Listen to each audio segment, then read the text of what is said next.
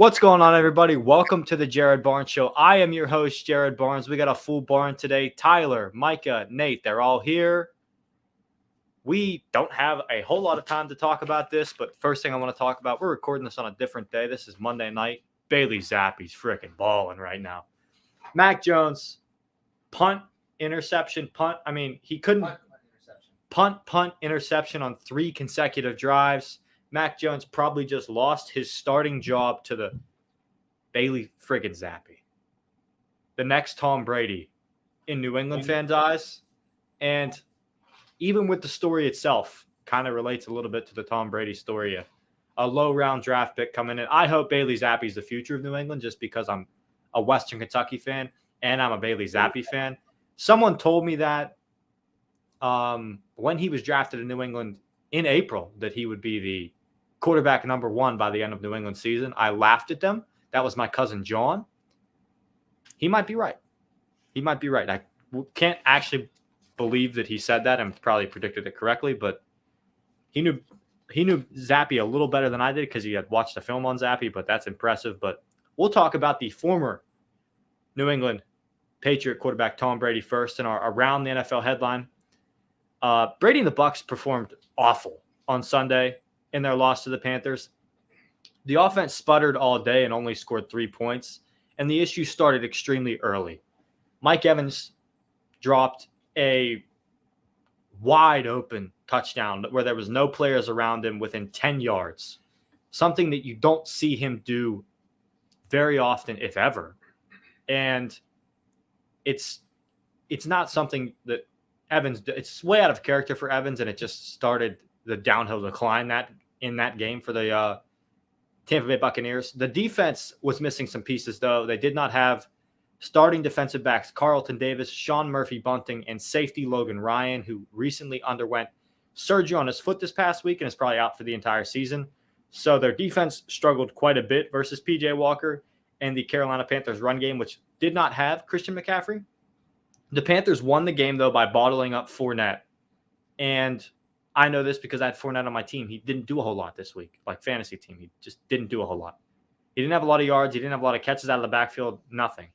And in games where he has had 23 or more touches this year, the Bucs are 3-1. He's been the key to their offense. And when he is shut down, they don't perform well.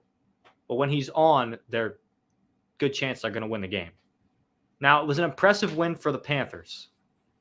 P.J. Walker played very well in his starting stint that he had this week. And a lot of people thought there'd be a little quarterback controversy, even myself, because Sam Darnold and Baker Mayfield are returning this week fully to practice. And their interim head coach, Steve Wilks, said there is no quarterback controversy. It's P.J. Walker from here on out. And he will start this next game. We'll see how that continues for him. He's a guy that was a MVP player when he was in the XFL. He's very entertaining to watch when he plays. He's been very good for the Panthers when he plays. I believe that – I don't know this off the top of my head, I do believe he's undefeated as a starter in the NFL. I don't know that for sure. I should probably fact-check myself on that. If someone could fact-check me on that real quick, that would be fantastic. But I think P.J. Walker is undefeated as a starter in the NFL. And the Panthers are going to ride that because they kind of wanted to show their young pieces that they had to compete this year. Like, they didn't have to compete this year, but they're still going to try to compete in games and still be a decent team. He's 1-3. He's 1-3. This is his first win. 1-3. I just feel like he plays really well. He's 1-3. Wow, I was way off. This is his first win as a starter, but undefeated this year as a starter. So awesome for PJ. He's not even undefeated this year as a starter. I'm spitting false information left and right, ain't I? He's 1-1 this year as a starter. Yikes! This is a rough start for me with facts. Guess I should not just go off the top of my head ever again. That's what we just learned. But no quarterback controversy in Carolina this week, and that's awesome for the Panthers. Hopefully they can keep winning games and keep competing because I do believe that they're – I don't know. Are they last in their division? Do we know if they're last in their division? I feel like they're third or last, but that's a division that's kind of wide open because every team in it kind of sucks. So we'll have to see where they are in their division. I don't think they can even come close to winning it or competing. I think they're a pretty terrible football team, but and without McCaffrey, that'll definitely definitely play into it a little bit. They are third, so they are not last in their division, which is good for them. If they want to get a good quarterback, they better try to finish last in their division so that they can get a top draft pick. But yeah, no quarterback controversy for them. They ran the ball very well, though, and another team that ran the ball very well this week was the Baltimore Ravens. They hold on late for I think the first time this season they actually held on to a lead late in the game. Definitely feels that way to me. And they beat a division rival in Cleveland, a very nice win for Baltimore. They won 23-20. Gus Edwards, a guy we haven't seen in action in 645 days. His last game was January 17th, 2021. It was a playoff game. He tore his ACL. He hasn't played since because he got injured last preseason. He scored 2 touchdowns in that game. Very good to see him back. He was the lead back 1 week after Kenyon Drake dominated in the run game for you guys. And while Baltimore, on his second touchdown did go up double digits, they did almost squander that lead, but the Browns shot themselves in the foot with penalties. Tyler, I'm sure you're just happy that the Ravens won this week and then blow the lead. What are your thoughts on the Ravens win this week? So honestly, I think it was a lot better in terms that we just played consistent pretty well throughout the entire game. And honestly, the inconsistency from before where it's like either we did really bad or really good.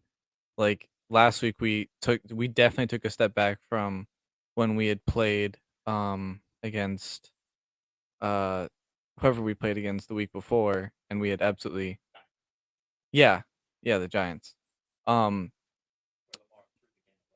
Yeah. Like from the massive step back to kind of just playing consistent again was a really good, really happy for me to see. I think we definitely had some really good plays. Edwards again, did really, really, really well. Duvernay had some like clutch catches. Our defense was looking really good on just not the beginning of the game so much, but once they got into it, like second, third quarter, definitely third quarter, they were really getting into it.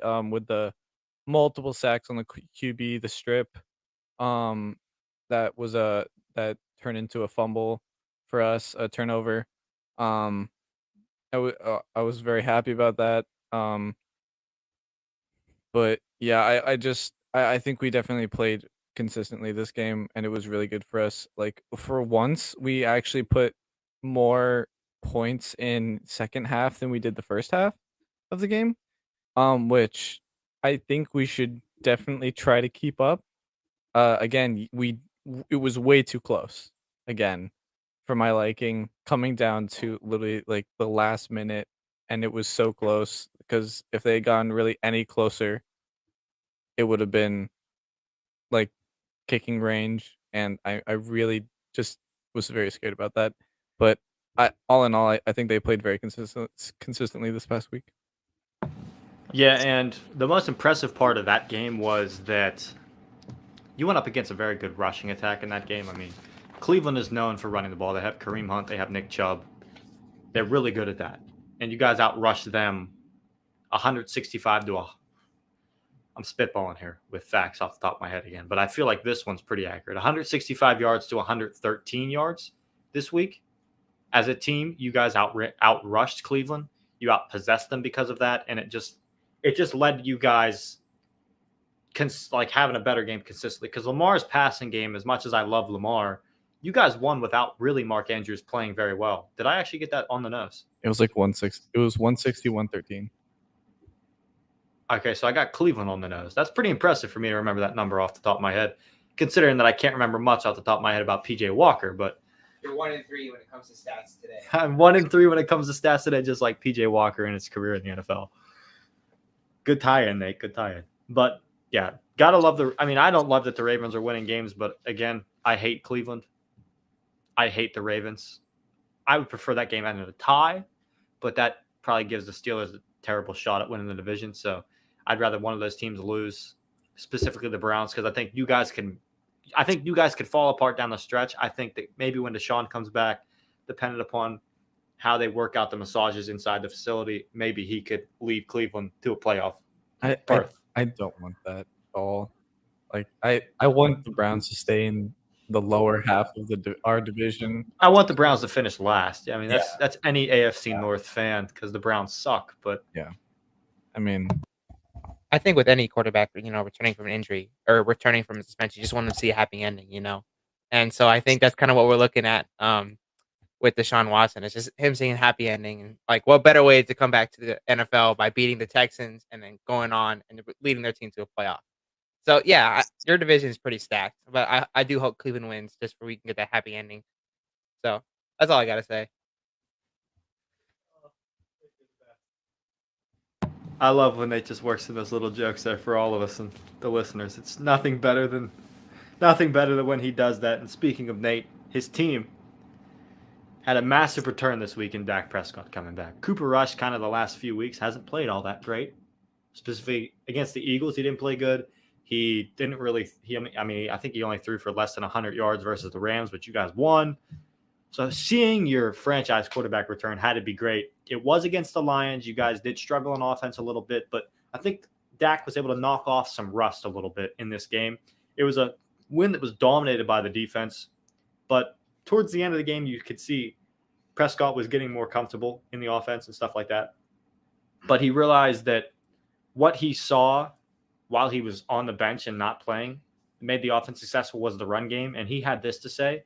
He said it was more important for me, speaking of Dak Prescott saying this, to see that and to recognize that and know coming back, don't try to do too much. I'm just trying to play my role and make sure that I put this team in the best chance to win. That's one of the best things you can hear out of your franchise quarterback. He knows that the run game can be really good. And while we did see Zeke kind of get hurt in that game, Tony Pollard's a fantastic running back. I think you guys will be fine. Nate, what are your thoughts on the win versus the Lions? Now, honestly, going off of what you said, that Dak quote, that just kind of proves to me like how good of a player he is on our team. I enjoy having Dak on our team. We kind of screwed him over a little bit when he first started, where he deserved the contract. We gave him the franchise tag. He deserved the contract. We gave him a franchise tag. We eventually gave him the bag, but Dak Prescott just stuck through it all, and still was franchise quarterback for the Dallas Cowboys. So I'm just very glad that he's our quarterback because he just does whatever it takes to win. Except in late game situations.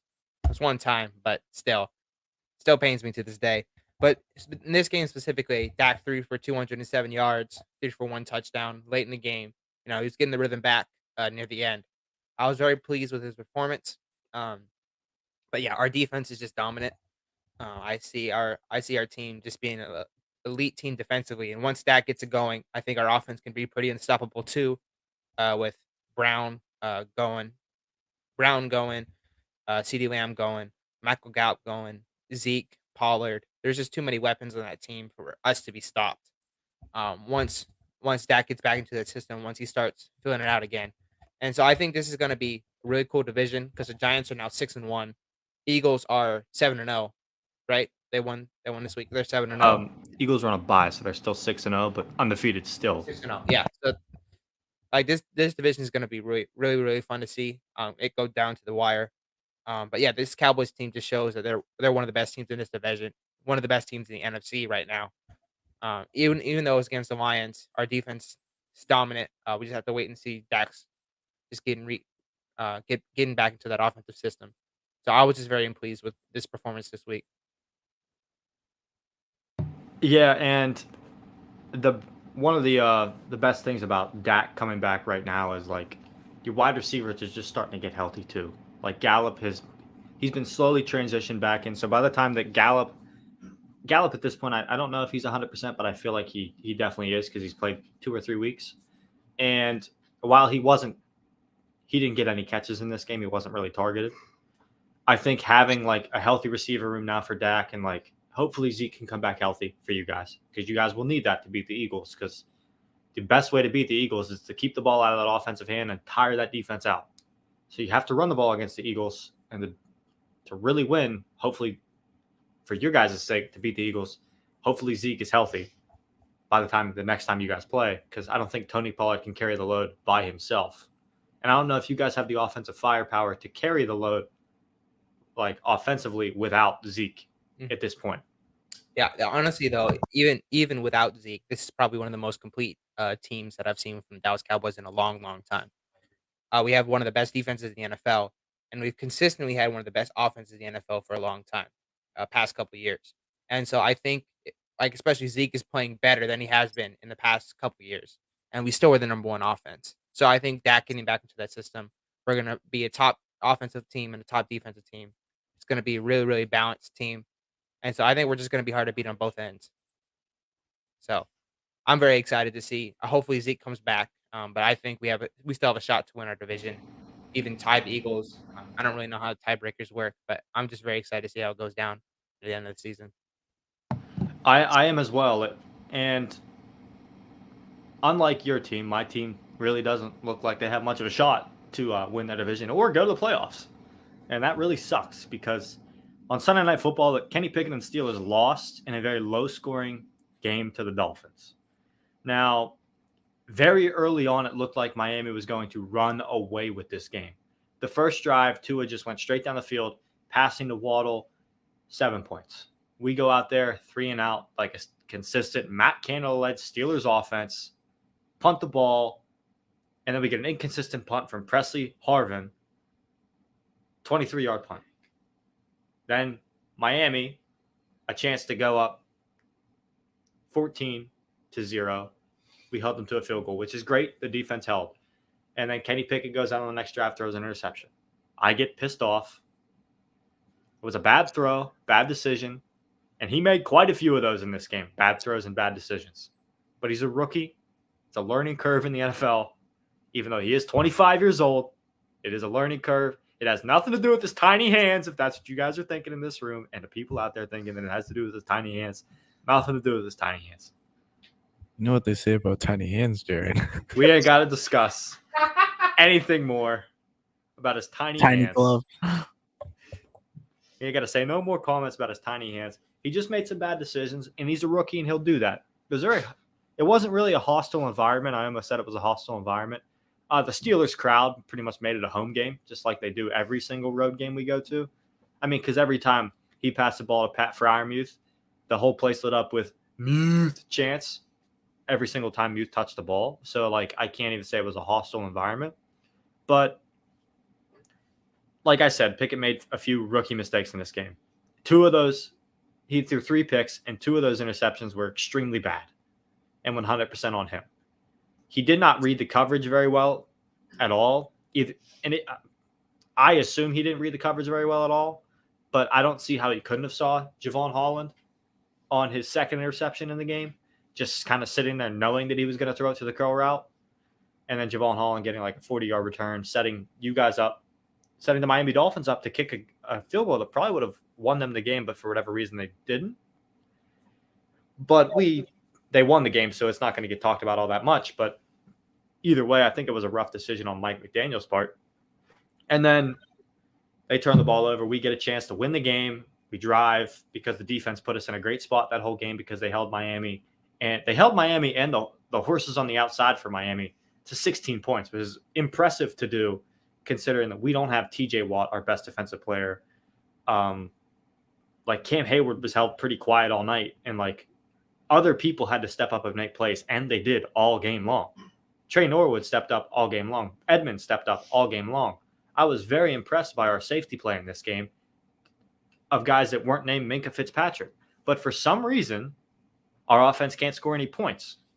And then on our last drive, we get a chance to go win this game. Kenny Pickett is actually moving us down the field. And then Kenny Pickett, we're out of timeouts. He doesn't know what to do. He gets a chance to run open downfield, but he knows he's not going to get out of bounds. So he knows we might run out of time if he does run downfield. So he tries to force a ball downfield, and it's a awful throw to Deontay Johnson. And I do believe Holland got that interception as well. Yeah, I think it was Holland that got the 3rd interception of Pickett on the night to seal the game with an amazing toe tap interception where Pickett wasn't even close on the throw. Like, he was 5 or 6 yards off of getting it to Deontay Johnson, who was open. He was in the end zone, but it definitely wasn't open. But he thought he could let his receiver make the play. I'm not fully happy with the performance at all because 10 points in a game where we should have scored way more. I mean, the defense could have had 4 turnovers on Tua. Like that could have happened. The defense dropped 4 interceptions that Tua threw us into our hands, and we dropped all 4. could have been the game changer right there. And we didn't get a single interception on Tua, which is a real shame because I could have easily won that game if that happened. But our defense did as much as they could to set us up to win that game, and we did not. I think the Steelers need to really consider in the bye week to fire Matt Canada as the offensive coordinator, because you don't want bad habits to be built by Kenny Pickett with a bad offensive coordinator, because Kenny Pickett is supposed to be the future. And if we're building bad habits in his first year, the first year is one of the biggest years of your career. Like, I can understand, like, Peyton Manning threw 28 interceptions in his first year in the NFL. I don't think Kenny Pickett's going to do that, but he might come pretty close if Matt Canada stays the offensive coordinator. And I just want Matt Canada out of town. But one of the big positive things we did see in this game for Pittsburgh is that Pickett and Pickens had their first touchdown connection. Hopefully many more to come, because this is a Hall of Fame level type connection between NFL young boy and baby hands Kenny Pickett. Micah, your team was the other team in that game. What are your thoughts on the Dolphins in that game? Going forward, do you think the Dolphins are like real competitors in the AFC or anything like that, or no? Yeah, I think they're competitors. Honestly, the only good thing in that game was, like, the only good looking thing in that game was the field and the throwback jerseys. Let's be honest. Everything else looked very poor. So, no, honestly, I mean, the Dolphins' run game, like you said earlier, I mean, it was against the Steelers, but it did look better. It looked a little bit more organized. It looked like they were able to create more spacing. Tyreek was able to get open more. You did block Tyreek. You did lock him down a few times, which is pretty good, honestly. But he was able to get open. But once we got past that 50-yard line, you guys were locking us down, and we could not do anything. And it was just kind of poor on both sides. I think a little bit had to do with Tua coming back in, being out for a few weeks, so he has to readjust and get that chemistry back. But it wasn't that good. I mean, honestly, no points, right? No points were scored in the second half, right? None. Yeah, it's the first game, well, the second game in like 2 years where there was 0 points scored in the second half. It wasn't the worst Sunday Night Football game of the year, but it was pretty bad. Because you can't get any worse than the San Francisco Denver Broncos game that we had in like week 2 or week 3. Oh, yeah. But it was pretty close. I mean, it was pretty close to that game. But yeah, we did do a pretty decent job of shutting down Hill and Waddle. But we've all, like, the Steelers defense as a whole, because I mean, we've pretty much always played with Minka. Minka kind of holds him in check. Like, Minka didn't really do a whole lot in this game because Minka was pretty much put on an island to guard Tyreek Hill the whole time and just hold him underneath. Like, so that's one of the reasons why Minka didn't show up on the stat sheet for the Steelers. But I wasn't like overly impressed with the Dolphins in this game. I don't think you were either. No. The field, like you mentioned, was gorgeous. Yeah. The throwback uniforms are absolutely gorgeous as well. But I miss that logo, actually. I really do. I like more, cartoonish. I feel like most Dolphins fans kind of miss that logo because, like, I'm not a fan of the current logo they have. No, me neither. I like the uniform, like, color scheme. I like that it's a brighter blue, but I do kind of like that more greener blue than the regular blue. Yeah. Blue. Yeah. But it was kind of a disappointing game for both sides. But I think you guys have a much better chance of turning around than my team. But you guys could trade a player or two, like the Carolina Panthers did with Christian McCaffery when they traded him to the 49ers. We talked about the Panthers way too much on my show and this show right here. I always talk about the Panthers for some reason because Christian McCaffery. So now I'll probably have no reason to want to talk about the Panthers because they don't have any playmakers that I really enjoy watching outside of DJ Moore because they've already traded away Robbie Anderson. So the 49ers gave the Panthers, though, and like we talked about last week, the Panthers did not have a lot of draft capital next year. They now do.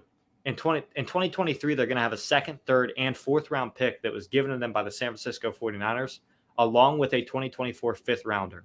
Now, their GM did say that was equivalent to them as a late first rounder. So in the GM's eyes, they pretty much traded Christian McCaffrey for a late first rounder, which is a steal for the 49ers, I'd say. But Christian McCaffrey's under contract for the 49ers till 2025. I'm not 100% sure I understand the plan for the 49ers because they don't look fantastic this year. They suffer through a lot of injuries. Their depth is kind of underwhelming. And I don't know if they have the quarterback of the future on the roster. I like Trey Lance, but can he stay healthy? He didn't this year. He broke his ankle and he's out for the season. Jimmy G is obviously not the guy. We've watched him very inconsistent. 1 week play really well. 1 week play very poorly this season. And this week he played very poorly. Hopefully when Christian McCaffery's fully adjusted to the offense, that looks different for the 49ers and 49ers fans because they have offensive weapons. They have Ayuk. They have Kittle. They have McCaffrey now. They have Deebo Samuel. They have guys that you can – they play positionless football. Like they've almost transitioned to like how NBA, like some teams are positionless. Like this is an NFL team that is offensively positionless. George Kittle can line up anywhere. Deebo Samuel can line up anywhere. Brandon Ayuk can line up anywhere. McCaffrey can line up anywhere. Jimmy G should line up on the bench, but they don't have anybody else to play quarterback. And that is a shame, but there's a lot of other players on the trade that are kind of in trade rumors right now. And there's a November 1st trade deadline. I kind of want to mention some of those guys. Panthers have a lot of guys that could possibly be traded. The one that I think could be traded is DJ Moore. He's their best playmaking wide receiver. This was the first week he really did anything in this season, mainly because he actually had a quarterback that knew how to throw the football downfield for the first time in PJ Walker, which sounds crazy because Baker Mayfield was his quarterback for the majority of the season. Another player that's kind of been rumored in the trade, like in trade talks, is Chase Claypool, but Ian Rappaport reported on Sunday that he will likely not be traded. So any team looking for a wide receiver, stop calling about Chase Claypool because the Steelers don't want to get rid of him. Please, we need him. As much as I kind of wanted to ship him out of town early, he's kind of turned it on late, and I kind of like it. I like watching Claypool and Pickett just have this nice connection. Elijah Moore, wide receiver for the Jets, also being talked about in trade rumors because he is not happy about his role on the roster, even though they're 5-2 and winning games. He wants the ball more. Kind of a selfish move, and you're a prick, Eli Moore, but do what you got to do if you feel that's the best thing for you. Roquan Smith, middle linebacker for the Bears, not going to get a new contract for the Bears. They could ship him out of town and easily draw a first-round pick in return. Mike Gesicki, tight end for the Dolphins, doesn't really fit your guys' scheme, and Smythe has kind of overtaken him in snaps played from what I've seen, at least. Every single game I've watched the Dolphins, I feel like I see Smythe on the field more than I see Gesicki. Now, he showed up the last few weeks, but trading him, you could garner yourself a nice little return. The Patriots have wide receivers galore, and Kendrick Bourne and Nelson Aguilar are getting paid a lot of money. I could easily see them shipping them out of town. Cam Akers has very interesting differences with Sean McVay in the offensive scheme where he wants to leave, and I could see the Rams easily getting rid of him or just cutting him at this point. Mason Rudolph for the Steelers, we don't need him. Get him out of town. Shaq Thompson, another linebacker for the Panthers. He's possibly going to get moved. A name that I definitely expect to get moved is Sidney Jones from Seattle Seahawks. He doesn't really play anymore because Kobe Bryant, Tariq Wooden, and a lot of other rookie corners on Seattle's team have kind of overtaken him. And I think for a team that is lacking corner depth, if you need a guy, he could come in and play a pretty pivotal role. Former first-round draft pick of the Raiders, Jonathan Abram, is also on the block. And starting corner for the Washington Commanders, the Commies, William Jackson III, is also on the block. So there's going to be a lot of names get moved. I mean, teams are calling about Brandon Cooks and Jared Jeudy as well. I don't expect either one of those guys to get moved, but it gets said every year. This trade deadline could be insane, but I don't expect many moves to happen because it just every year in the NFL, not much goes on during the trade deadline, but we've seen already a few guys get traded, like James Robinson just got traded a few hours ago, and Christian McCaffrey's been traded so far as well. But there hasn't been a whole lot of movement outside of that yet. But a team in New York that has dominated this season is the New York Giants. We mentioned them earlier. They've moved to 6-1 in a win versus the Jaguars, where they were 3-point underdogs going into the game. Daniel Jones played one of the best games of his career, despite, disappointment play out of his wide receivers. They've dropped 3 balls, and there was about 4 more that were very catchable balls that they just did not catch. They either gave up on the play or whatnot. But Daniel Jones threw for 202 yards. He ran for 107 yards. 57 of those yards came on design runs, and 50 of those yards came on scrambles. Daniel Jones is playing some of the best ball he's played. He's only thrown 2 interceptions this year. He has 6 touchdowns. He has a couple rushing touchdowns, I do believe, as well. He's set to be a free agent in 2023. So is Saquon Barkley. The Giants, like this year could be the year we see, like, we've seen a complete culture turnaround with Brian Daboll on the Giants, but both of those guys' first-round option was denied. The Giants didn't pick up either of their first-round options. So Daniel Jones set to be a free agent. I do believe Barkley also set to be a free agent this upcoming year, which is crazy to me because I feel like they're the cornerstone of the culture there in New York at this point. Like, it's those two and Kayvon Thibodeau. Those two and Kayvon Thibodeau are literally the building blocks of this team. Because, I mean, this is a team that, in my opinion, looks like they're, outside of the fact they don't have any wide receivers that are good, even though they are paying one quite a bit of money in Kenny Golladay. This is a team that looks like they can go and they can compete. And they got a pretty easy schedule, and they're going to win a lot of games, and they're going to be in the playoffs, I think. So, Nate, do you think the Giants are going to re-sign both Daniel Jones and Barkley somehow? And do you think that Daniel Jones could be like the first quarterback we've seen in a long time to take like a team-friendly deal and like let the team kind of build around him without taking like $40 million a year? Honestly, if there's anyone to sign a team-friendly deal, I mean, it probably has to be Daniel Jones. Daniel Jones is in a perfect situation. I don't think Daniel Jones can exist in another system and be good.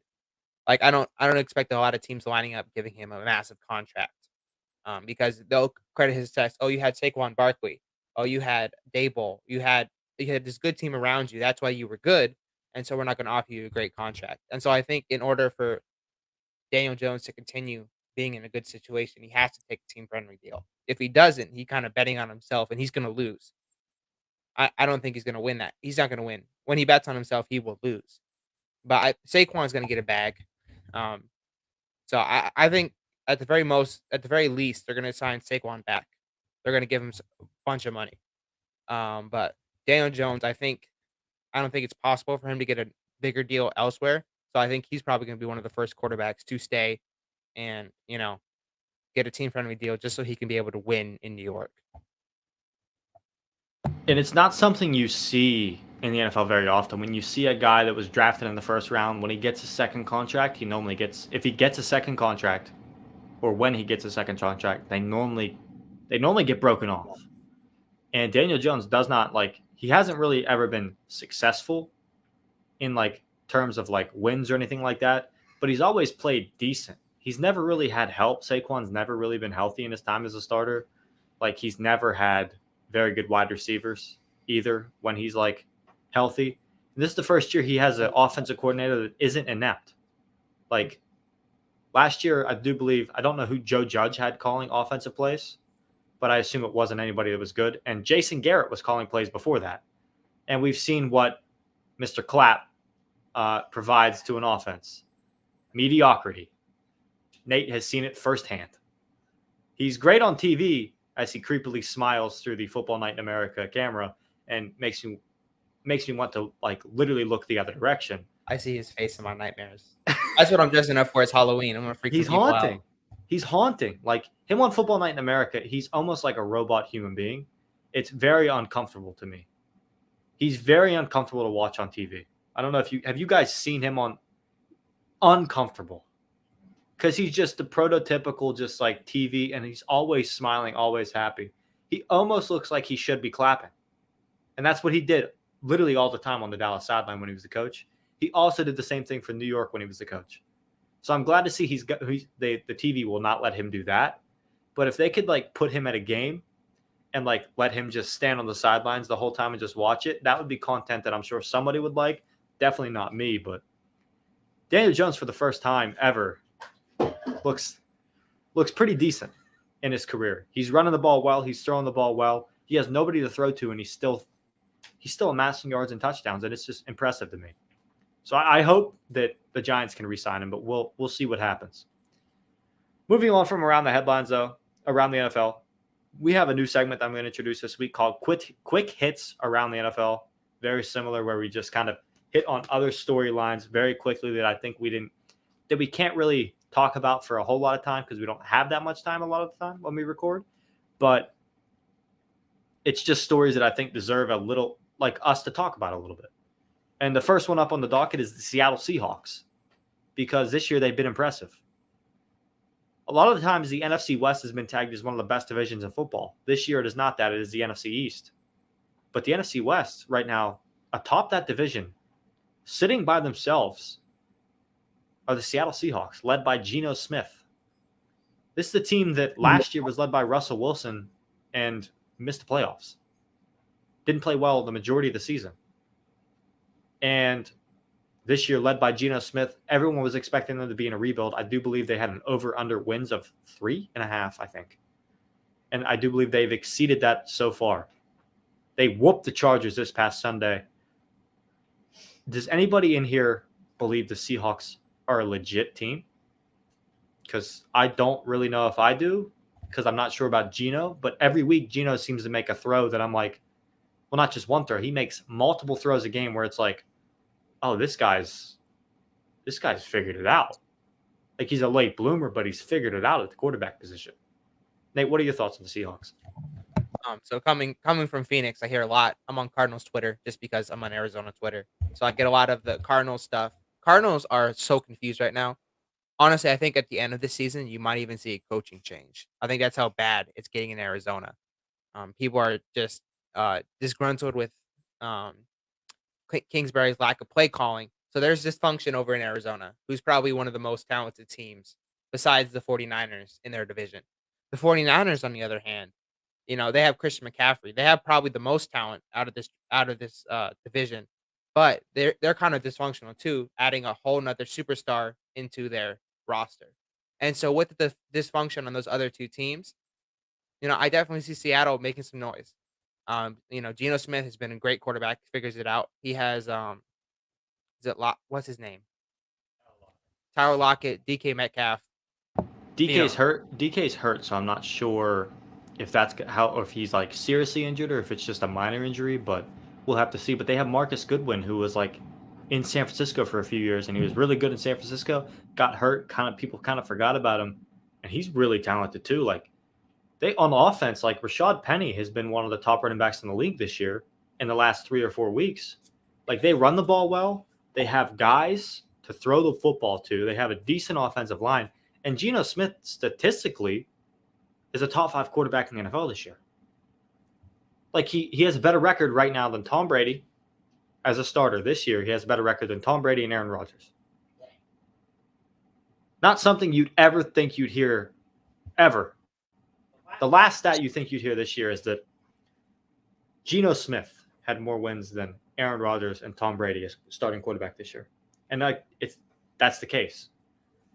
I think they might be legit. They have some young guys at corner that are just really good. Tariq Wooden is quick. He's fast. He gets picks. He doesn't give up a lot of yards like Trayvon Diggs, which is great. Kenneth Walker. Oh, who did I say earlier was running back? Did I say Rashad Penny? Did I say Kenneth Walker? You said Rashad Penny. Rashad Penny's injured. I met Kenneth Walker. Kenneth Walker over the last few weeks has been very good at running back. He actually, just this week on one of his runs, he hit the top speed in the NFL, like 22-something miles an hour. Fastest a ball carrier has been measured this year. Fast. Super fast.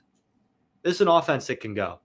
And when fully healthy, like, kind of scares me a little bit because, like, we've never seen anything like this where a quarterback that's been in the league for as long as Geno's been in the league, drafted in 2015, never been successful only up until 2022. Was it 2015 or 2013? What? Geno drafted. Might have been 2013. I could be. It's 2013, 2014 to 2015 that Geno was drafted. Never seen anything like it where a quarterback was not successful until 2022, 8 to 10 years after he was drafted. Wild. 2013. And this is the first year he's really been successful as a starter. That's crazy to me. You got something to say, Tyler? Yeah. I mean, just looking at his stats, their team stats, like, put up against their entire division, they are leagues ahead. Just in terms of stats of anyone else on their division, with like the defending Super Bowl champion, Los Angeles Rams. Like, yeah. Rams are like basically half their stats right now. 49ers are in the dumps. Cardinals are even further below.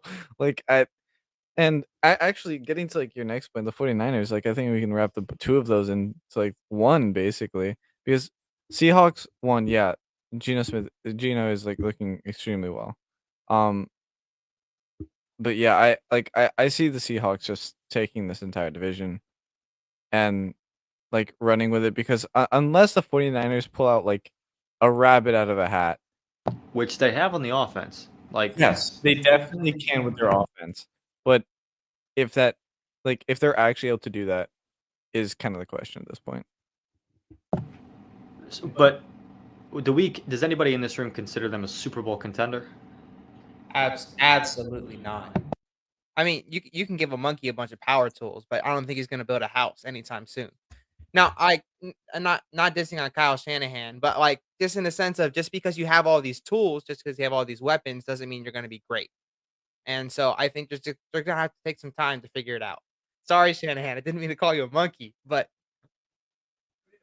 T-shirt, gotta put that on a T-shirt. That's a great. That's an all-time quote from Nate right there. I mean, I just like when we let's look at the 49ers real quick though, because they're the next team on the list in this segment. They have a lot of offensive firepower: Christian McCaffery, Deebo Samuel, Brandon Ayuk, George Kittle. But Jimmy G is the quarterback. Do we consider them Super Bowl contenders? No, they're not making it past the Eagles. Like I don't. Okay, or the Cowboys or the when I Giants. think about it, yeah, like when I think about it, like any team with like a viable defense, like say the Cowboys, say the Eagles, like The Giants. I do mean, you see any of those teams getting through that defense with like 49ers with their quarterback? And then with like the Seahawks, yes, their quarterback is looking very good.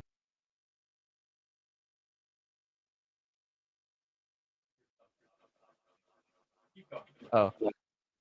Like even though their quarterback is looking good, can the rest of that offensive line really put in the work to get past these defenses? I don't know. I must be the crazy one in the room because I think the 49ers are Super Bowl contenders. And I think the Seahawks aren't. I mean, there's so many good teams in this NFC, and with the amount of dysfunction that's in the NFC West, Is there? Huh? Is there that many good teams in the NFC? There's 3 teams in the NFC East that are making the playoffs. And then there's the Vikings. But Vikings. who after that? Why do we never talk about the Vikings though? They're like 5-1. I mean, It's because Kirk Cousins. That's why. Okay. I will talk about the Vikings when Kirk Cousins performs on a primetime game for me. When Kirk Cousins blows me out of the water in a primetime game, I will talk about him. Until then, I'm not gonna. Why don't we talk about the Vikings? Dude, This is on me. I was literally looking at it, and then the Vikings are like top of their division. I was just like, have we ever talked about the Vikings? It's because they're just not interesting to talk about. Okay, Like, there's nothing interesting going on. Yeah, I mean, I looked at their record of games so far this season. Like They're good. Yeah, They're a good team. Yeah, they're a good team. They didn't play anyone all that good except for the Eagles, and the Eagles stomped them 24-7. See, that's why it's hard for me to talk about them. Because, like, I was like, wait, never mind.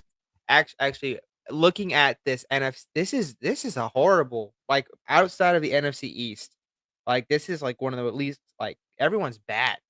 Top of the division, the Vikings are 5-1. NFC South, the Tampa Bay Buccaneers are atop their division. They're 3-4, and they're not looking too great. And then Seattle's above their division. They're 4-3. And so I'm a believer in Seattle. So I think Seattle is making it, but I think the Rams are going to be a 7th seed, a 6th seed when it's all said and done. I don't think the Rams are making the playoffs. Sorry, not the Rams. Excuse me. 49ers. 49ers. Hey, they're in the game. They can win it. They got the offense to do it, though. You can't tell me they don't. The offensive weapons they have with McCaffrey, Samuel, Ayuk, Kittle, they have one of the top tight ends in the league. They have one of the best wide receivers in the league. They have one of the best running backs in the league. Yep. They have a decent offensive line. Like, you can't. In terms of offense, they have the offense. We understand, but whether they are actually able to utilize that offense is the main point. But also, they're thinking about the teams that you're going to line up against in the playoffs as a 6th seed, a 7th seed. You're lining up with the Philadelphia Eagles. You're lining up against the Dallas Cowboys. These are teams with talented defenses. And no matter how much firepower you have Micah Parsons, you have Fletcher Cox. There's just so many other players on top of the division with such elite defense and such elite players on defense where I'm like, I don't think you're going to beat them. And so 49ers, they're great.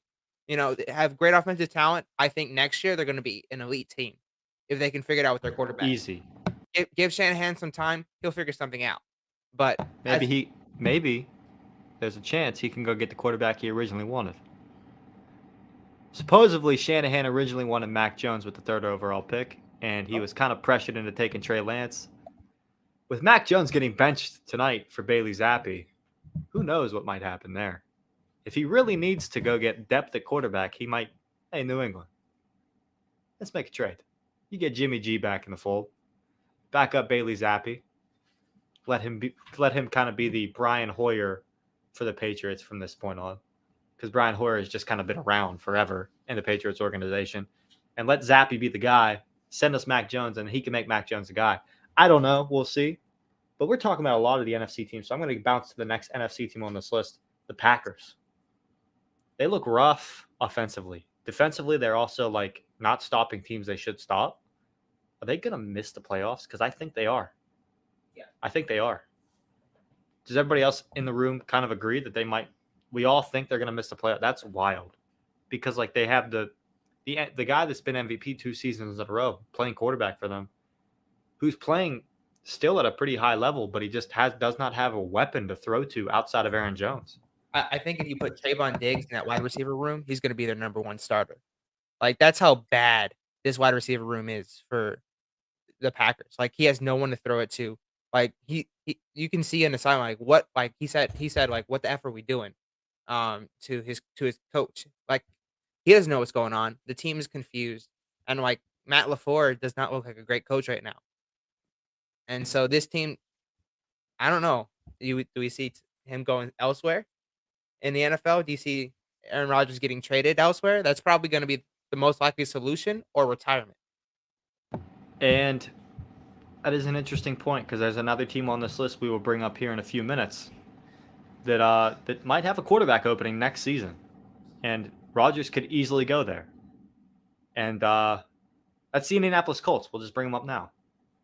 Today, they benched Matt Ryan, the guy that they traded for, the guy they're paying in the next 2 seasons over $40 million to combined over the next 2 seasons. They're paying $40 million to a guy that leads the NFL with 9 interceptions. He's tied for first in the NFL with the amount of times he's been sacked, 24 times. He's had 11 fumbles through 7 weeks of football. 11. He's lost 3 of them. He can't move. He looks fragile almost. And he has an issue with his arm. A lot of people supposedly inside the organization believe that his arm has kind of lost it, pretty much, is what the organization feels like. This is supposedly their new starter, Sam Ehlinger, is supposedly going to be the starter for the rest of the season as of now. Back. We got to mention that if we're talking about Sam Ehlinger. Sam Ehlinger, he's back. And he is the guy that said that at Texas a few years back.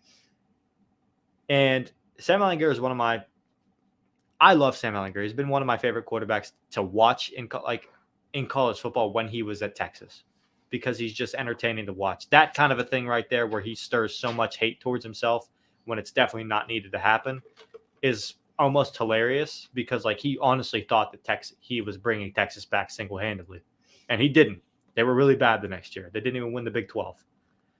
And Sam Ehlinger comes from a pretty historic high school as well. His current backup is Nick Foles.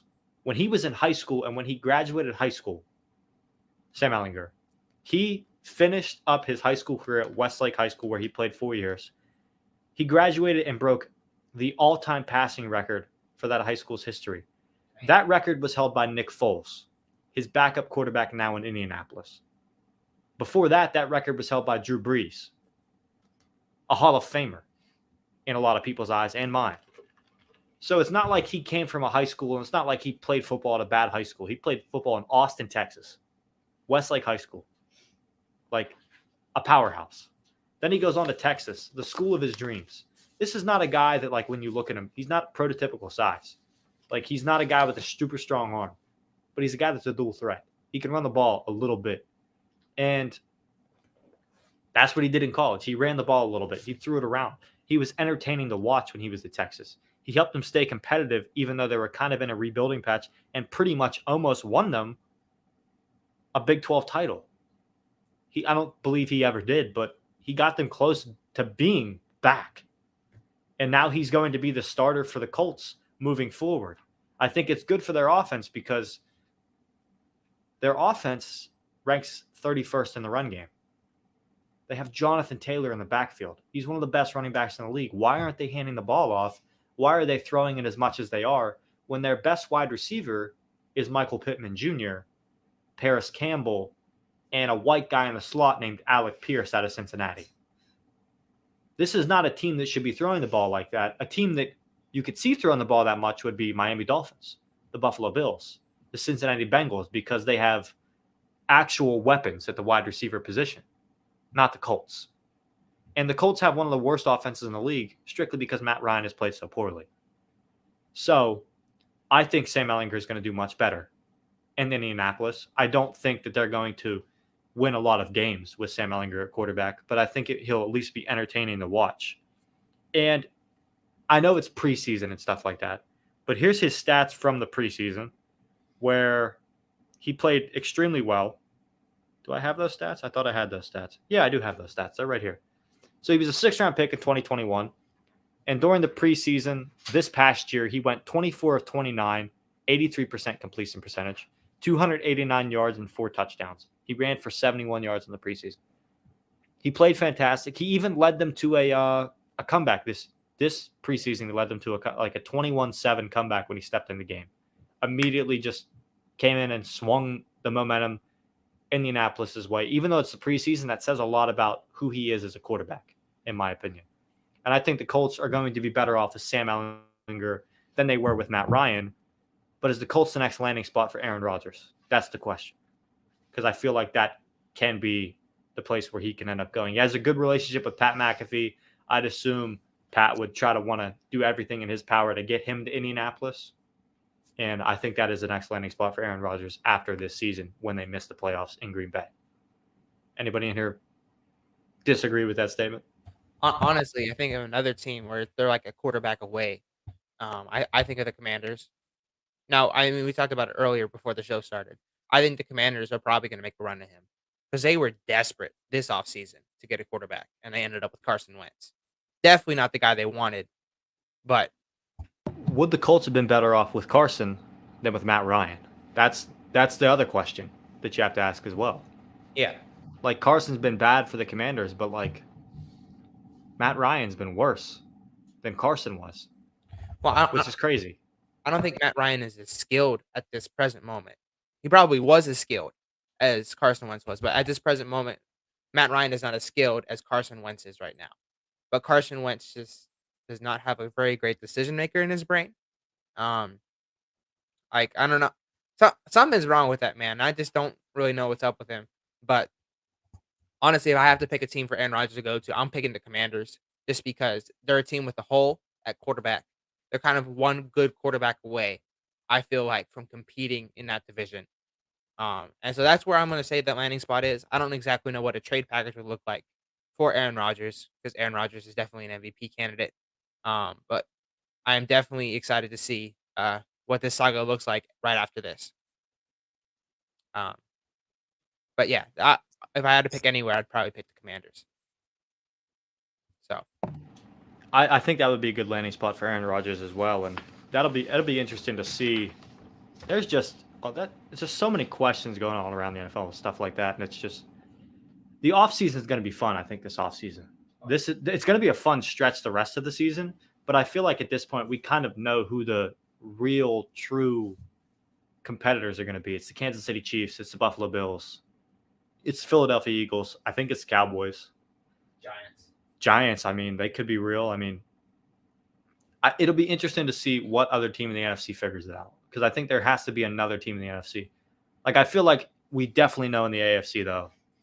I mean, the Bengals could figure it out. They looked good this week. the Bengals did. And if the Bengals figure it out, that really throws a wrench in the AFC just because, like, those wide receivers that they got are animals on the Well, outside. there's the Browns. There's other teams where like quarterbacks are coming back, people are coming back from injury. So I'm very excited to see how this shapes out at the very end. Yeah. It'll be a wild ride. Yeah, and it's going to be interesting to see. But that's all we had for the NFL. The NBA has been back in full swing for a week, though, Nate. Yeah. What's going on around the NBA? I know that the Lakers are 0-3 and they look awful. Yeah. So we will have to discuss that. But what else is going around the NBA that we need to know about? Honestly, that was definitely my first point. Just Lakers there. It's crazy. There's like a picture like where their quarterback Cam, he has like this little, I don't know exactly what it is on his head, but he has this little dot on his head. It kind of looks like a horn. And they have the little horn, and it's like shaped like this, and they put a dash and a 3. Lakers are 0-3 to start the season. Been awful. I think I watched the Blazers game. There was a certain point where Anthony Davis was open from 3. Nurkic turned his back, didn't even run up to go guard Anthony Davis. Anthony Davis at the side of the backboard. Like, that's LeBron told Anthony Davis that he's supposed to lead this team. Anthony Davis is supposed to be the number 1 of this team. And Anthony Davis is bricking shots off the side of the backboard. And speaking of another guy that's bricking shots, Russell Westbrook. Now, I love Russell Westbrook. I've been a huge Russell Westbrook fan. As of late, though, he has been terrible. In his first 3 games of this season, he's averaged, 10 points, 7 rebounds, and 4 assists. Those are pretty good numbers. But let's look at his field goal percentage. 28.9% from the field, 8% from 3. There's no number before the 8. It's just 8% from 3, and about 80% from the line. So Russell Westbrook is bricking shots at a historic level. Like, I put that into perspective. He's missing 92% of the shots that he takes from 3. Yes, bro. So he shoots 100 shots, he makes 8. That's awful. Yeah. Oh my goodness, bro. They got to trade him. They got to trade him now. The crazy thing is, though, is that there are so many teams that still have interest in Russell Westbrook, and the reason is because Victor Wembanyama is at the end of this draft, and they want Russell Westbrook to help them tank. That is the reason why he's so marketable at this present moment. Russ, come home. Come home, Russ. Come back to Oklahoma. Come home. I know, but I mean, you saw that Pacers deal on the table for Russell Westbrook. They're still talking about that. It's a cap situation that's kind of struggling with the the Lakers. They think LeBron's going to come back for another year. If they trade for Buddy Hield and Miles Turner, that screws up their cap space for next year when Kyrie Irving is a free agent, and so they kind of want to have that money free up so that maybe we can sign Kyrie Irving, get Bronny James on the roster. There's just so many things that deal kind of messes up. But they have Josh Richardson. They could potentially get him. They could potentially get Jay Crowder, Terry Rozier. So there's definitely deals on the table for Russell Westbrook, but he needs to go yesterday. That team needs to just get some shooters on that team. Their spacing is atrocious. Sign Carmelo Anthony back on a deal. I don't know why he's still a free agent. He's a great shooter. He's old, but he's a great shooter. But yeah, the Lakers are just god awful. But a team that I wasn't expecting to be good, Utah Jazz.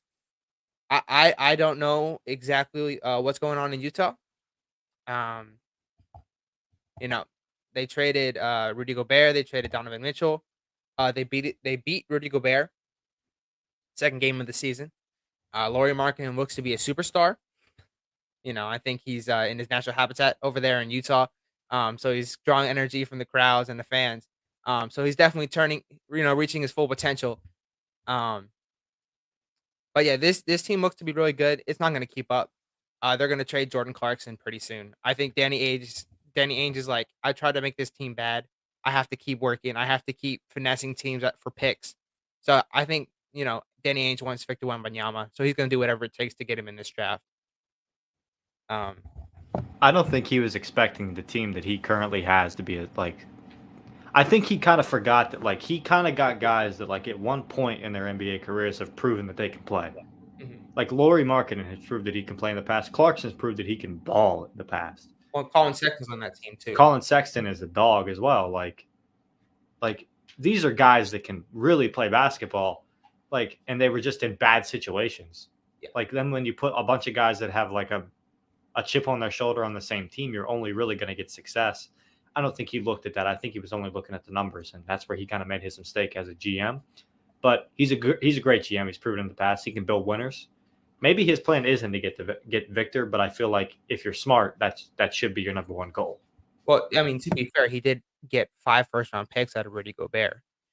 I mean, technically 6 if you count finessed Minnesota. Yeah, absolutely finessed Minnesota. But which is why he didn't take as many people back from that Cleveland deal. You know, Lauri Markkanen is good, Colin Sexton is good, but Colin Sexton is probably the best young guy in that team. And so that's kind of your young core. And so I think Danny Ainge is trying to find, you know, they're trying to get Scoot, trying to get Victor Wembanyama. So I definitely think he's going to make some deals pretty soon. But honestly, though, there is one more trade that I have on this list, and I'll end my segment. Jay Crowder for the Phoenix Suns. You know, he was a starter. He's a 3-and-D role player. He was very important for the Suns culture. He is not with the team because he is requested a trade. This is his contract year, and he's not going to play against Cam Johnson, who's been playing great.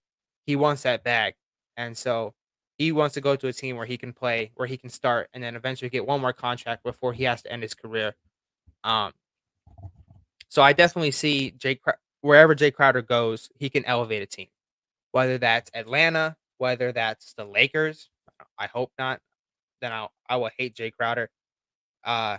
Whether I know they're talking, the Bucks actually have had some interest in what with the Bucks. Well, he'd be that PJ Tucker role. Honestly, I don't know if I could bring this up, but there is a like tweet by one of the Bucks players, and it's not a player that you would imagine would be on the trading block.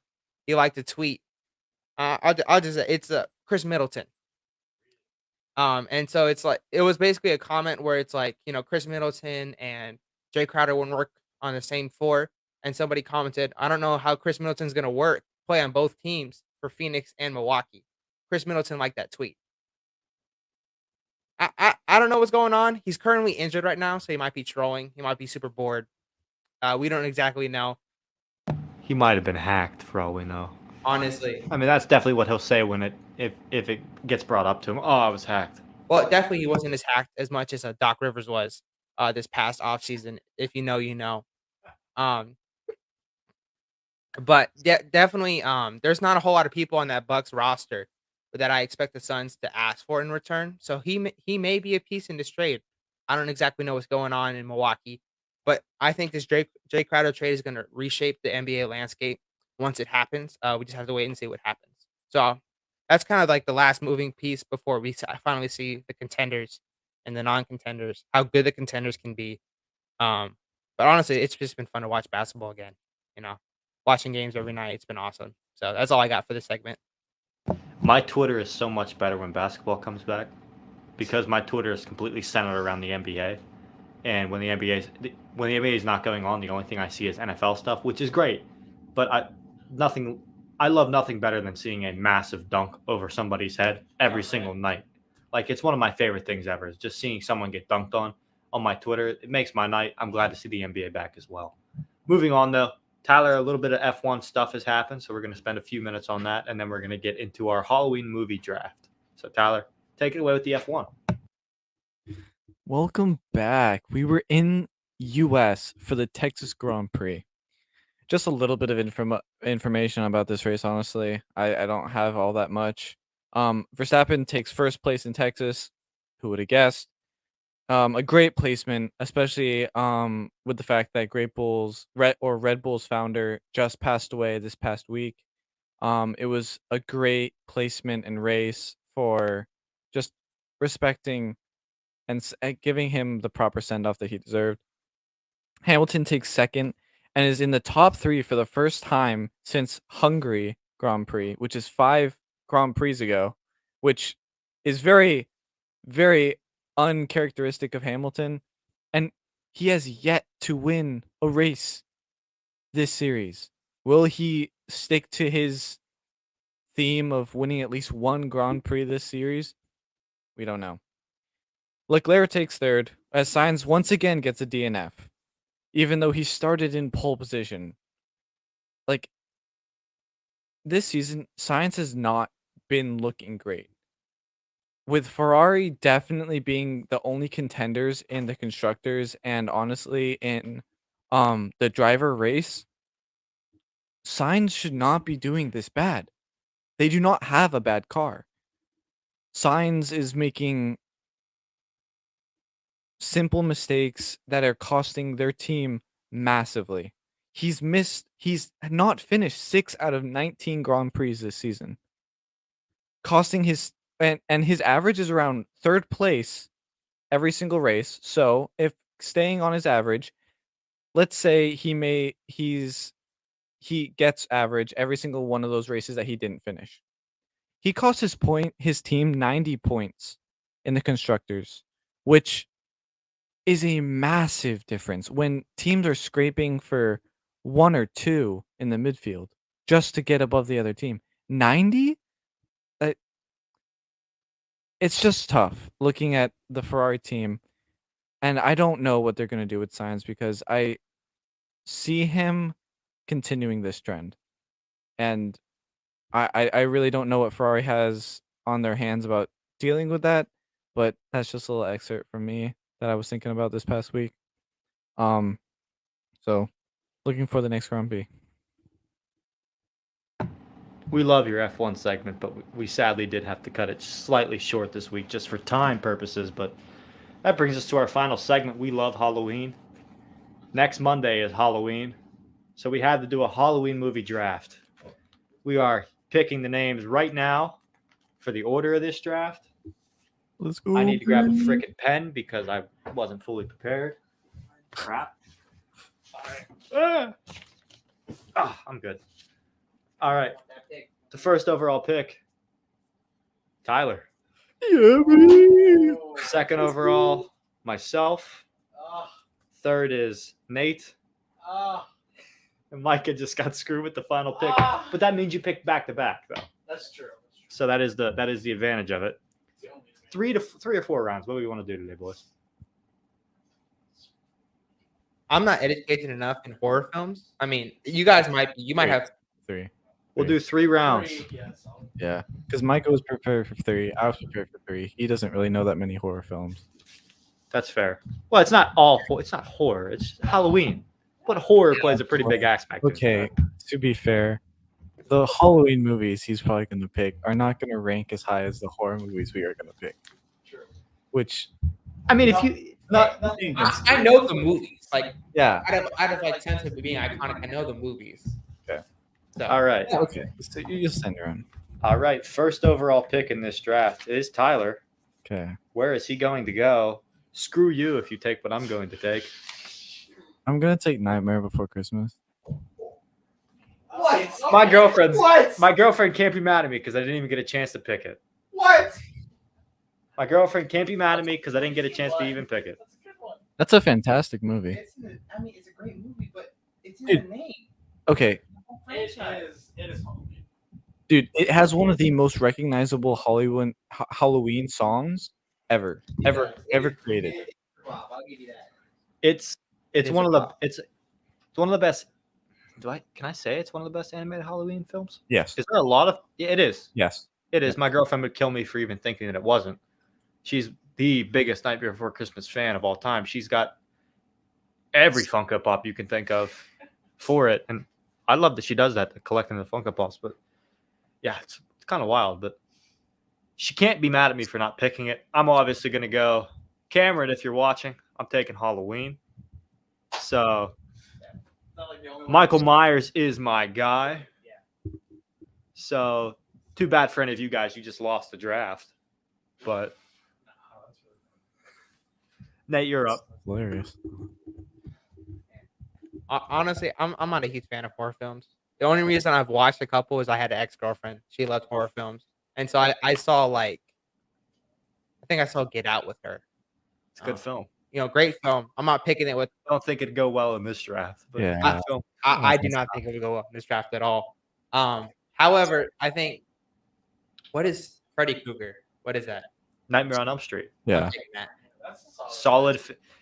Solid. He's iconic, and so I just know him from culture, and so I just want to take him before anyone else does. Can't beat it. Cannot beat it. Okay. I think I'm gonna go. Here comes this could be wild. I love horror movies. Like I actually watch those a lot. So okay, so this one's I'm gonna go with The Conjuring as my first pick. That's a solid. That's solid. Conjuring. Yeah. He gets back to back, so it doesn't matter. Yeah. Right. So The You're Conjuring is right. my first pick, and then my second pick, I'm going with Oculus. That is another solid horror movie. So What did you go with? Oculus. Wait, you guys have never seen Oculus? Okay, I've never even heard of it. it is a great horror movie. You guys need to go watch that whenever you get a chance. It is not. No. Like It's Oculus not- glasses? Like It's not a jump scare. This is not a jump scare. It messes with your mind. You cannot look into a mirror for at least 24 hours after watching this movie. Oh, Yeah, I know what you're talking about. it is wow. Yes. So, Okay. Yes. I actually agree with it. The Conjuring and I Oculus. remember that movie. I mean, it's your draft pick, so Hold on. I just don't know. I've never watched it, so I can't judge it. Maybe I'll watch it tomorrow. to watch it. Yeah. Maybe I'll watch it tomorrow. It's creepy. Again, I don't really know these movies, but out of the movies that I know that are iconic, Fava Beans. I mean, I could go with Human Centipede, but I don't think I have to. Don't go with Human Centipede, please. I don't have the stomach for that. So No. I'm just gonna go with Silence of the Lambs. It's an Solid. iconic horror film. That's solid. My sister loves it. I don't like horror films, but I just know it's a great film, one of the greatest films of all time. It's up there somewhere. So I'm just gonna take it. You guys really put me in a rough spot because I could just go with another fantastic franchise, Go ahead. Go ahead. but I don't really feel like doing that. No, go ahead. Do it. Go. No, do it. Do it. Pull the trigger. Can I guess what you're gonna go for? I'm kind of in a like I made a graph for myself of like what I would take, and all of them are still there, outside of one, well, 2, 3 because The Conjuring, but all the first round picks are like all my like. There's still like 5 things on my board that I viewed as a first round pick that are still there. I really don't know what to do. Let's say my second one. I know that's why I don't know what to do. I think I can still get what I want. I think Go ahead. all 3 of mine. Go I ahead. can. Go ahead. I'm gonna switch it up, go a little more comedic here. But I'm gonna take Ghostbusters. Oh, That's okay. I'll take Ghostbusters. Yeah, that's solid. That's definitely not what I was gonna take originally when I mentioned something else, but I decided to roll with it because I think I can still get my other one with my No, third pick. That's just another good franchise that you have racked up there. So Yeah, I mean, outside of the one movie with the females, we don't need to discuss it. But not to take shots at the female actors, but Melissa McCarthy in Ghostbusters was awful. Oh. I completely erased that movie from my memory. Yeah, I I just think a remember- lot of people did, to be honest with you. I'm gonna take The Shining. I can still get it. Dang. That was my next one. Fantastic. The Shining's fantastic, but you're definitely not going to take what I was thinking, and you're leaving me in a spot where I'm like, But go on with your next pick, please, Okay. because I'm intrigued to see where you're going to go with this one. My next pick is probably. See, I'm conflicted on my last pick as well because I don't know if I want to go old school or modern. Okay, I already know where you're leaning. Old school, at least. Yeah. You're leaning towards one of the greatest horror franchises of all time, Yeah. Yeah. with the most recognizable face of all time, Yeah. outside of the one that I picked in Michael Myers. Yeah. Yeah. The one that's still on board in the 3rd round, and I can't believe that it is. But yeah, it is actually kind of astonishing. I was just surprised no one took it. What is it? Okay, I will say I'm stuck between Friday the 13th and It. Oh. The It franchise. As Friday the 13th. as far as Nostalgia value is Friday the 13th. It is a scare value yeah, for sure. And both rub me a different way. That's why I'm conflicted. You're exactly where I was.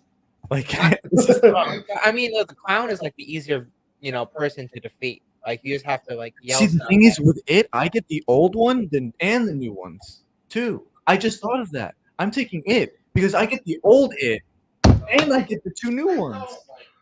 I just remembered that I just Screw remembered that you. because I still get the nostalgia value. I thought I had it. I should have. Nobody would have thought of Ghostbusters. I should have went with that with my third. No, I thought of it before, but I was like, I'm not going with Ghostbusters. You leave me in a bad spot. So I'm going to take my newest favorite Halloween movie. It's a Netflix film, a Netflix original. Adam Sandler. Hubie Halloween.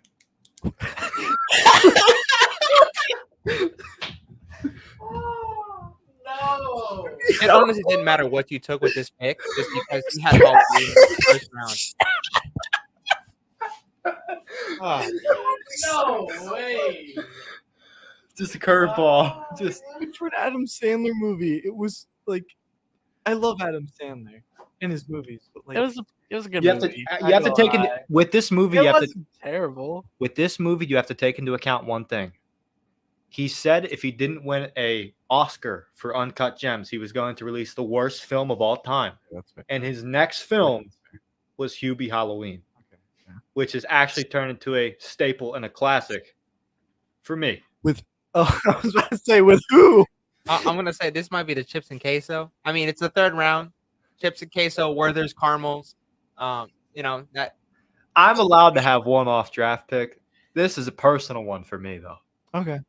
I couldn't understand what he said. I had to watch the movie twice back because I couldn't understand what he said for the first 27 minutes of the movie because he was talking like he was Waterboy and like another 5 characters that he played in the past, where it was just mumbling, but like it was almost a second language where you had to almost turn on captions and it pretty much didn't say what he was saying. It just said gibberish. Adam actually, So he actually created his own language for that movie. I yeah, don't know if you guys knew that, but like he literally like created his own.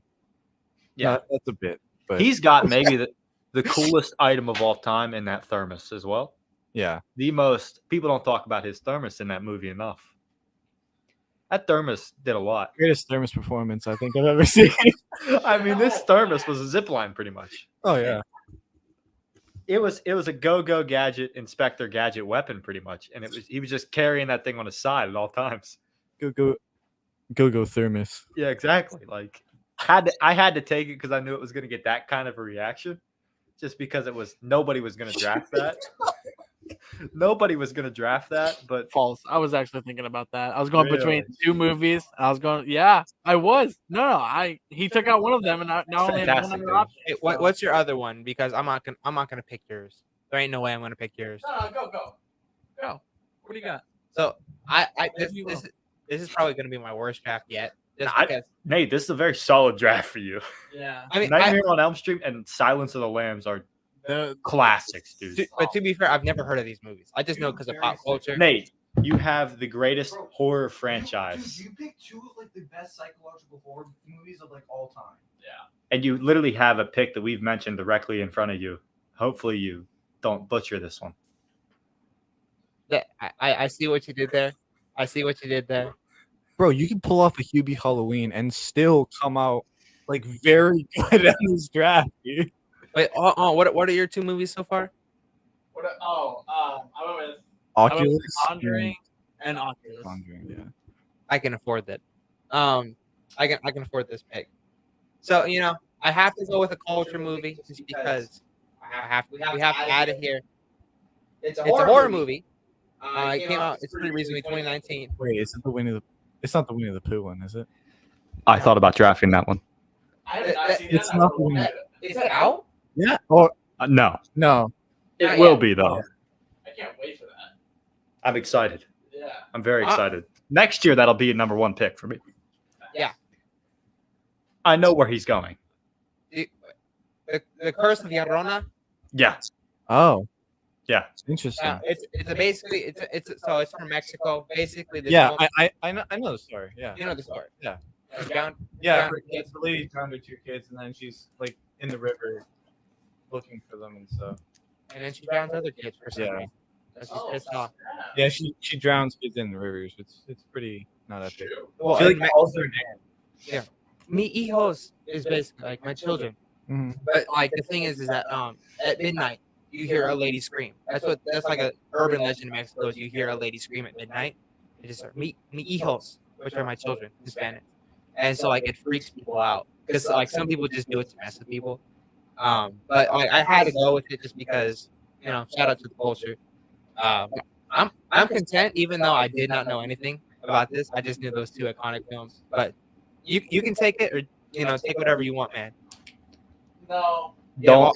All the choices in the world. You know this is gonna be bad considering that I was looking at doing a QB Halloween. So Don't screw this one up, Micah. We left one on the board for you that is a fantastic pick. No, I'm not doing that.